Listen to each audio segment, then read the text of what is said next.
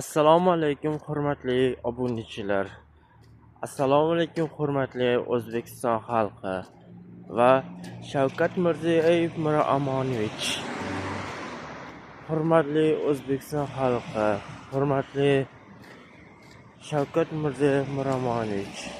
Kirib kelayotgan 2026-yil mahalla yili bilan chin qalbimdan hammalaringizni va yurtboshimizni, rahbariyatlarni va butun posbon xodimlari va butun ichki ishlar xodimlari va o't o'chiruvchilari, shifokor,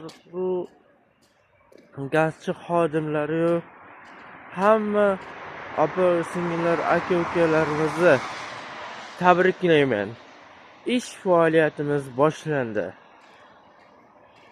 Shuni ma'lum qilamanki, dastlabki xizmati, ish faoliyati yurayotganiga mana 1 yildan oshdi, lekin ofitsial akkaunt esa iyun-iyul oylarida ishga tushganligi munosabati bilan 31-dekabr